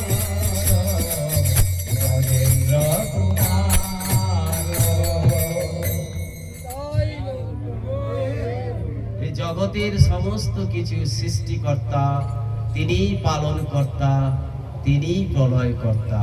তিনার আদেশেই বিষ্ণু এই জগতের পালন করেন, তিনার আদেশেই শিব এই জগতের প্রলয় করেন, আর তিনার আদেশেই ব্রহ্মা সৃষ্টি করেন। আপনি অম্বরীশ চরিত্র শ্রবণ করবেন, দেখবেন দুর্বাসা ঋষি সবার কাছে ছুটে গিয়েছিল, কেউ বাঁচাতে পারেনি। কারণ কি? তারা বলছে, আমরা যার নির্দেশে কাজ করি, তুমি তার ভক্তের অপরাধ করেছে চরণে, আমরা কিছুই করতে পারবো না, আমরা কেবলমাত্র তার আজ্ঞাবহক মাত্র, তার আজ্ঞায় আমরা সমস্ত কিছু কাজ করি। তার ভক্তির চরণে অপরাধ করলে তিনি একমাত্র বাঁচাতে পারেন, আর ভগবান বলে আমিও বাঁচাতে পারি না। যে আমার ভক্তির চরণে অপরাধ করছে তিনি যদি না ক্ষমা করেন, সেই জন্য নাম অপরাধের 32 প্রকার সেবা অপরাধ করলেও আপনি পার পেয়ে যাবেন ভগবানের নাম গুণগান করলে। কিন্তু নাম অপরাধে 10টা নাম অপরাধের একটা অপরাধ হয়ে গেলে 1000 মাথা ঠুকলেও ভগবান আপনাকে কৃপা করবে না। সেই জন্য কখনোই নাম অপরাধে জড়িয়ে পড়বে না। কোনো সাধুগুরু বৈষ্ণব ব্রাহ্মণকে আপনার যদি ভালো না লাগে আপনি এড়িয়ে যান, কোনোদিন তর্ক বিতর্ক অপমানে যাবেন না। তাহলে সাধুগুরু বৈষ্ণবের চরণে অপরাধ নাম অপরাধের একটা। হরি হরের সঙ্গে কোনোদিন তুলনা করবে না, তুলনা করলেই আপনি নাম অপরাধে পড়ে যাবেন। হরি নামের নাম নিয়ে, নামের মাহাত্ম্য নিয়ে কোনোদিন সমালোচনা করবে না, তাহলে আপনি নাম অপরাধে জড়িয়ে যাবেন। নাম অপরাধে জড়িয়ে গেলে আপনি ভগবানের চরণে 1000 মাথা ঠুকলেও ভগবান আপনাকে কৃপা করতে পারবে না। সেই জন্য সবসময় চেষ্টা করবেন, নাম অপরাধে জড়িয়ে যাবেন না। আপনি কোনো কিছু বলবেন না, দূরে সরিয়ে যাবেন, ঠিক আছে, কিন্তু নাম অপরাধে জড়াবেন না। আজকে কৃষ্ণকে বুঝে গিয়েছেন যে তিনি কে।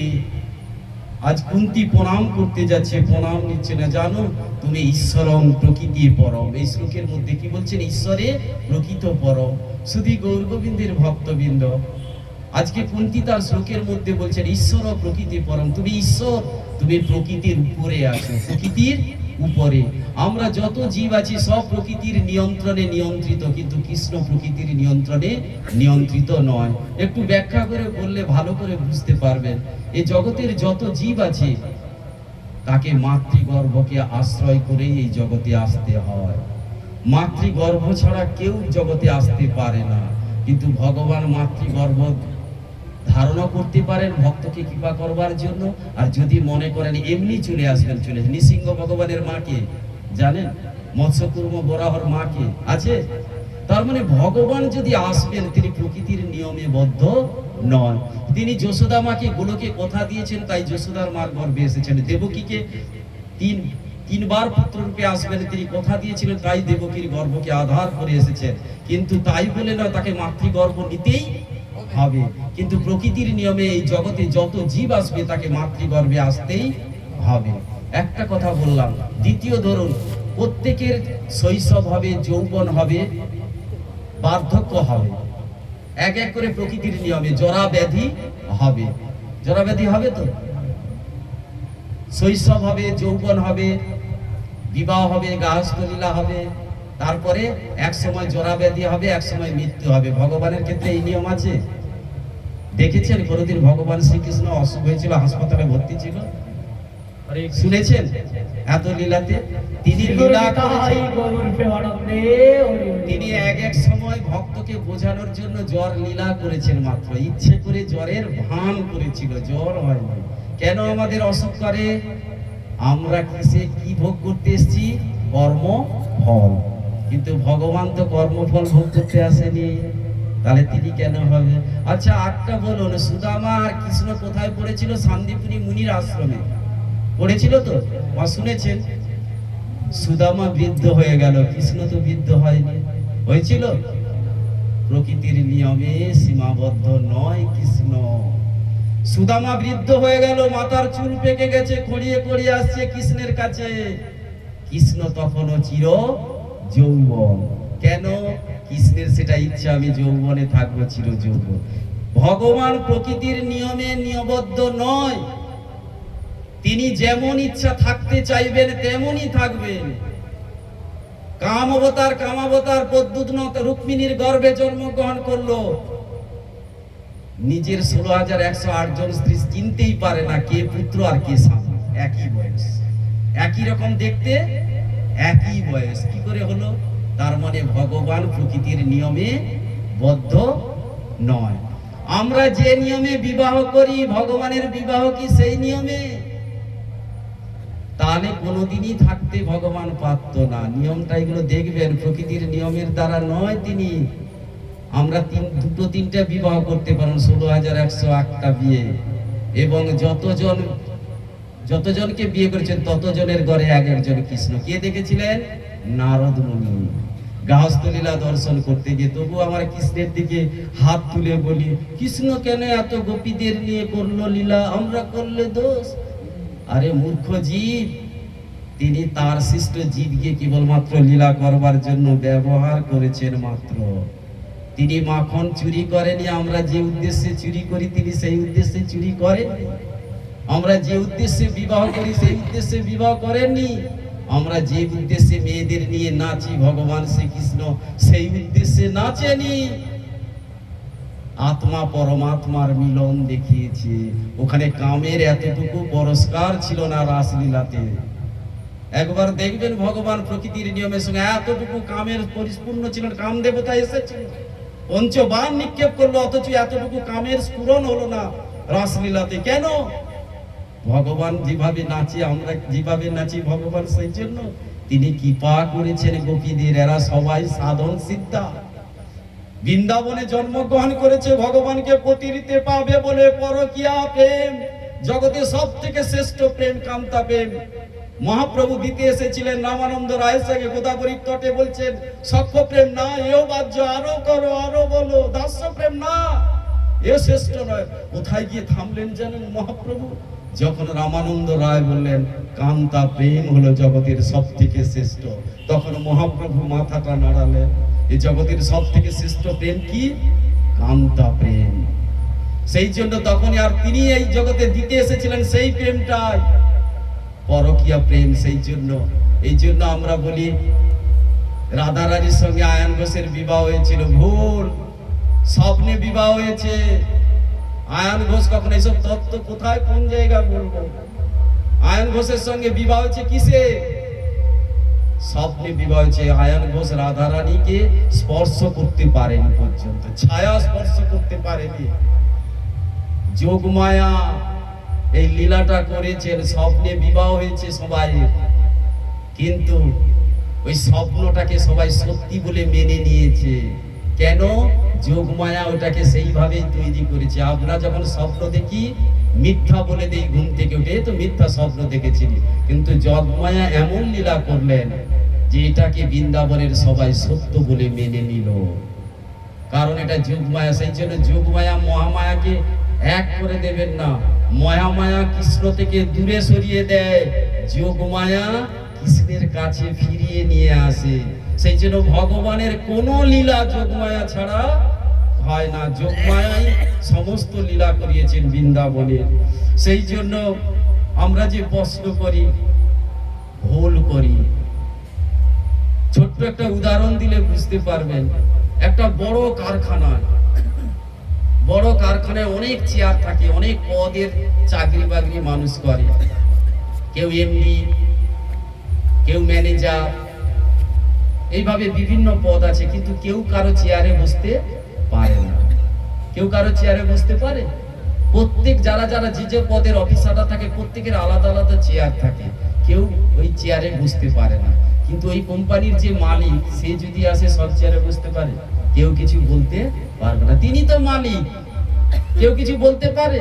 তাহলে অনন্ত কোটি বিশ্ব ব্রহ্মাণ্ডের মালিক কে? কৃষ্ণ। তিনি যদি তার জীবস সৃষ্টি ব্যবহার করে লীলা করেন, তাহলে আমাদের বলার কি আছে? রাধা কৃষ্ণ একই আলাদা আত্মা, রাধা কৃষ্ণ একই আত্মা, দুই দেহ ধরি অনন্য বিলাসের আস্বাদন করি। একই আত্মা, বাম অংশ থেকে রাধারানীর সৃষ্টি। সেই জন্য বৃন্দাবনে কোনো বিবাহ লীলা নেই। তার নিজের অংশ থেকে তিনি কেবলমাত্র রাধারানীকে সৃষ্টি করেছেন হালাদিনী শক্তি রূপে, এই লীলা করবার জন্য, লীলাকে বিস্তার করবার জন্য। আমরা বুঝতে পারিনি সেই লীলাকে নিয়ে এত প্রশ্ন করি। তুমি সৃষ্টি, তুমি স্থিতি, তুমি হে প্রলয়, সর্বজীবের রক্ষা কর্তা তুমি দয়াময়। কত লীলা করো তুমি ওয়ে লীলাময়, জগতের গতি তুমি, তুমি দয়াময়। তিনি সৃষ্টিকর্তা, তুমি স্থিতি, তিনি প্রলয়। সেই জন্য আমরা বুঝতে পারি না। এবং কুন্তী দেবী ওই শ্লোকের মধ্যে বলেছেন অলক্ষং সর্বভূতানাম অন্তর বহিরবস্থিতাম। কি বললেন এই শ্লোকের মধ্যে? অলক্ষং সর্বভূতানাম অন্তর বহিরবস্থিতাম। তুমি অন্তরেও আছো, অন্তরেও আছো, বাহিরেও আছো। কে বললেন? কুন্তী। কোথায় আছে? অন্তরেও আছে, বাহিরেও আছে। আছে তো? এই ইলেকট্রিকের তিনটে ফেজ, একটা পজিটিভ, একটা নেগেটিভ, একটা নিউট্রাল। যেটাতে হাত দেবে ইলেকট্রিক শক লাগবে। ভগবানেরও তিনটা ফেজ, জানেন? ভগবান এই জগতে ব্রহ্মরূপে আছে, এই জগতের আনাচে কানাচে সর্বত্র আছে। কি রূপে? ব্রহ্মরূপে। আর ব্রহ্মের সাধনায় ভগবানকে কাছে পাওয়া যায় না। সুখদেব প্রভু প্রথমে ব্রহ্মের সাধক ছিলেন, কিন্তু মহর্ষি কৃষ্ণ দ্বৈপায়ন বেদব্যাস মুনি তার শিষ্যকে দিয়ে শোক বলিয়ে আবার আনলেন যে ব্রহ্মের সাধনাতে ভগবানের সঙ্গে নাচাও যায় না, ভগবানকে খাওয়ানো যায় না। কিসের কোন সাধনাতে পাওয়া যায়? তাহলে ভগবান ব্রহ্মরূপে জগতে আছে, কিন্তু আমরা ব্রহ্মের সাধক নয়, তাই তো? আর কি রূপে আছে? তিনি পরমাত্মা রূপে প্রত্যেকটা জীবের অন্তরে আছে, দুটো। আর তিনি ভগবান রূপে এই জগতে আছে। ভক্ত তাকে যে রূপে দেখতে চান, সেই বিগ্রহ তৈরি করে তার পুজো করলে সেই বিগ্রহের মধ্যে তিনি সেই রূপে তার ভক্তকে দর্শন দেয়, আর ভক্তের সঙ্গে তিনি লীলা করেন, খেলেন, সমস্ত কিছু করেন, সম্পর্ক তৈরি করেন। গৌর প্রেমানন্দে হরি হরি বল, হরি বল। তিনি এই তিন রূপে থাকেন। আজকে কুন্তী দেবী বলছেন তুমি বাইরেও আছো, ভেতরেও আছো, কিন্তু তোমাকে কেউ দেখতে পায় না। কৃষ্ণ বলছে কেন আমাকে দেখতে পায় না? আমি যদি সব কাছে আছি তোমাদের। ও পিসিমা বলো না, আমাকে কেন কোনো জীব দেখতে পায় না? জানো তোমাকে কেন দেখতে পায় না? তুমি শুনতে চাইছো? তাহলে বলছি শুনো, পরবর্তী শ্লোকে বলছে মায়া যবনিকায়াচ্ছন্নম, মায়া যবনিকা আচ্ছন্নম অদক্ষাং যমব্যয়ম নলক্ষসে মূঢ়দশা নটনাট্য ধর যথা, নটনাট্য ধর যথা। এবারে বললেন মায়া যবনিকা আচ্ছন্ন। হে কৃষ্ণ, তুমি মায়ার পর্দা দ্বারা ঢাকা আছো। কি দ্বারা? মায়ার পর্দা দ্বারা তুমি ঢাকা আছো। যতক্ষণ কোন জীব তার মায়ার পর্দা চোখ থেকে না সরাবে, ততক্ষণ তোমাকে কেউ দেখতে পারবে না। তুমি মায়া যবনিকা আচ্ছন্ন। যদি ভক্তরা তার সাধন ভোজনের মাধ্যমে সেই মায়া পর্দাটাকে সরাতে পারে, ভক্ত তখন কি হয়? সমস্ত কিছুর মধ্যে কৃষ্ণকেই দর্শন করে। তিনি সমস্ত কিছু মায়ার পর্দাকে দূর করতে হবে। আমরা মায়া দ্বারা চোখের পর্দাকে মায়ার পর্দা দিয়ে ঢেকে রেখেছি, যার জন্য কৃষ্ণকে দর্শন করতে পারি না। আমরা এই চক্ষু দিয়ে তাকে দর্শন করতে পারবো না। দিব্য চক্ষু চাই। সেই দিব্য চক্ষুটা কে দেবে? ভগবান শ্রীকৃষ্ণ তার ভক্তকে কৃপা করে দেবে। যখন তার ভক্তের উপর তিনি খুশি হয়ে যাবেন তার সাধন ভোজনে, তখন তিনি সেই চক্ষু। আর শোনো পিসিমা, আর শোনো কৃষ্ণ, ভক্তরা তো তোমাকে দেখতে পাবে, কিন্তু তোমাকে যারা বিশ্বাস করে না, নলক্ষসে মূঢ়দশা, তারা তো জীবনেও আপনাকে কোনোদিন দেখতে পাবে না। রবীন্দ্রনাথ স্বয়ং বলেছেন আমরা সারা বিশ্ব ঘুরে বেড়াই, কিন্তু ভগবান আমার কাছেই আছে। উপনিষদে দুটো পাখিকে দিয়ে দৃষ্টান্ত দিয়েছেন। পরমাত্মা পাখি গাছে বসে বসে তোমার পিছনে আছে। কোথায় আছে? পিছনে দাঁড়িয়ে আসছে। আর আর জীবাত্মা পাখি সংসাররূপী ফল আহরণ করছে, কাছেই আছে, শুধু ডাকলেই আপনাকে সাহায্য করবে। কিন্তু আমরা মুখ ফিরিয়ে আছি, যার জন্য তাকে দেখতে পাই না, তার দিকে তাকাতে হবে। তাই রবীন্দ্রনাথ বলছেন আমার হিয়ার মাঝে লুকিয়েছিলে, দেখতে আমি পাইনি প্রভু, দেখতে আমি পাইনি। আমার হিয়ার মাঝে লুকিয়েছিলে, দেখতে আমি পাইনি প্রভু, দেখতে আমি পাইনি। বাহির পানে চোখ মেলেছি, আমার হৃদয় পানে চাইনি প্রভু, হৃদয় পানে চাইনি। আমার হিয়ার মাঝে লুকিয়েছিলে, দেখতে তোমার পাইনি প্রভু, দেখতে তোমার পাইনি। আমার সকল ভালোবাসা, সকল আঘাত, সকল রসায় তুমি ছিলে আমার কাছে, তোমার কাছে যাই। আমার হিয়ার মাঝে লুকিয়েছিলে, দেখতে আমি পাইনি প্রভু, দেখতে আমি পাইনি। তুমি মোর আনন্দ হয়ে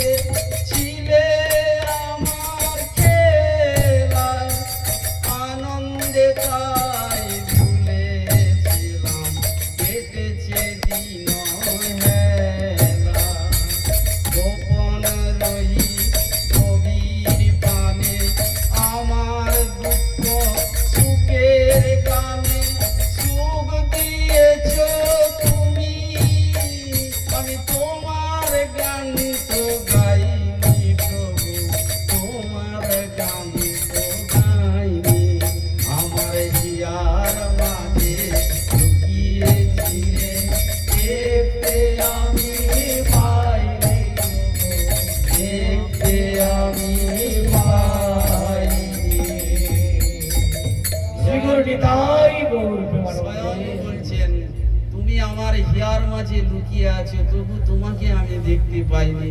সারা বিশ্ব ব্রহ্মাণ্ডে তোমাকে খুঁজে বেড়াচ্ছি, কোথায় তুমি আছো, কোথায় তুমি আছো। তুমি তবু আমার হৃদয় মন্দিরে বসে আছো, একবার হৃদয় মন্দিরের দিকে তাকাইনি। তুমি আমার যেই সংসার আনন্দ হাসি ঠাট্টা করছি, এখানে তুমিও আছো। তুমি হাসাচ্ছ বলে আমি হাসছি, তুমি কাঁদাচ্ছ বলে আমি কাঁদছি, তবু তোমায় কে বুঝতে পারিনি। আমি এত খেলার মধ্যে এত খেলছি, এত গান করছি, কিন্তু তোমার গান গাইনি। তুমি আমাকে এত সুখ দিলে, এত সংসার দিলে, এত স্বামী দিলে, এত পুত্র দিলে, মা দিলে, বাবা দিলে, অথচ তোমাকে আমি ভুলে গেছি। এই সংসার কার? তার সংসার। শুধু আমার আমার করছি। ভগবানকে পাবে কবে? যেদিন আমি মরবো যাবে। আমি মানে কি? আমিত্ব, যেটা আমার আমার বলছো, যতক্ষণ না এটা মরবে ততক্ষণ তাকে পাবে না। সেই জন্য গানের রামানন্দ রায়কে বলছেন যে জগতের মধ্যে কোন গান করতে হবে। আমরা যে এত গান করি, কোন গান শোনা উচিত, কোন গান করা উচিত? গান মধ্যে কোন গান জীবের নিজ ধর্ম। রামানন্দ রায় বলছেন চৈতন্য চরিতামৃতে মহাপ্রভুকে, মহাপ্রভু যখন জিজ্ঞেস করছেন এই জগতের কোন গানটা করা উচিত, জীবের কোন গান করা উচিত, কোথায় বাস করা উচিত? বৃন্দাবনে বাস করতে হবে। বৃন্দাবনে বাস কি সবাই করতে পারবে? কিভাবে করবে? মনে বৃন্দাবন তৈরি করতে হবে। বৃন্দাবনে বাস করতে, তুমি এই সংসারে আছো, ভেবে নাও তুমি বৃন্দাবনে আছো। মানসিক কিছু হয় না। চৈতন্য চরিতামৃতে আছে নৃসিংহানন্দ চৈতন্য মহাপ্রভু বৃন্দাবনে যাবেন, মানসিক ভাবে রাস্তা তৈরি করছে। কিভাবে? মানসিক ভাবে রাস্তা তৈরি করছে নৃসিংহানন্দ। তার মানে মানসিক ভাবে ভালো, আমি বৃন্দাবনে আছি। তুমি বৃন্দাবনে বাস করো, নিজেকে সিদ্ধ দেহ ভাবো। তোমার পরিচয় দিয়ে দিবে গুরু তোমাকে সিদ্ধ দেহ। যতক্ষণ না তুমি সিদ্ধ দেহ পাবে, ততক্ষণ ব্রজেন্দ্র নন্দন কৃষ্ণ পাবে না। তুমি কি মঞ্জরি গুরুদেব বলে দেবে, তুমি কোন গোপী। তোমাকে গোপী হতে হবে। পরকীয়া প্রেম, যত বৃন্দাবনে যত লীলা হয়েছে কি পরকীয়া প্রেম, তোমাকে গোপী হতে হবে, মঞ্জরি স্বরূপ হতে হবে। তো সিদ্ধ দেহ পেতে হবে। কে দেবে সিদ্ধ দেহ? গুরুদেব তোমার কানে বলে দিবে তুমি কোন কোন মঞ্জরি স্বরূপ। তোমার বয়স কত? 80 বছরের বৃদ্ধকে বলছে তোমার 12 বছর 13 মাস 3 মাস বয়স। তার মানে তুমি কি হয়ে গেলেন? যুবতী। তাহলে যুবতী না হলে ভগবানকে খাওয়াবে কি করে? গাঁথিয়া মালতীর মালা দেব দোহার গলে গলে, গাঁথিয়া মালতীর মালা দেব দোহার গলে। তারপরে কি? অধরে তুলিয়া দেব কর্পূর চন্দনে। বৃদ্ধ হলে মালা তুলতে পারবে? গাছে উঠতে পারবে? তাহলে গাছে যদি না উঠতে পারবে, মালা গাঁথবে কি করে? তাহলে তোমাকে বয়স হয়ে যাক, তোমাকে যৌবনে ভাবতে হবে নিজেকে, আমি যৌবন প্রাপ্ত আমি সমস্ত কিছু। সেই ভাবনা হলে তবে কৃষ্ণকে পাবে। গান মধ্যে কোন গান জীবের নিজ ধর্ম। রাধা কৃষ্ণের প্রেমে কলি যে গীতের মর্ম। যে গানের মধ্যে রাধা কৃষ্ণের প্রেম লীলা আছে, সেই গান শুনতে হবে, সেই গান করতে হবে। আজকে 9টায় সমাপ্ত করবেন তো? কটা বাজছে? 9টা বাজতে যাচ্ছে, আর কিছু সুতাই গৌর। আজকে কুন্তী দেবী বলছেন মায়ার কারণে জীব দেখতে পাচ্ছে না। মায়ার কারণে, মায়া যবনিকা আচ্ছন্ন। যদি কোনো ভক্ত সেই মায়ার পর্দা সরাতে পারে,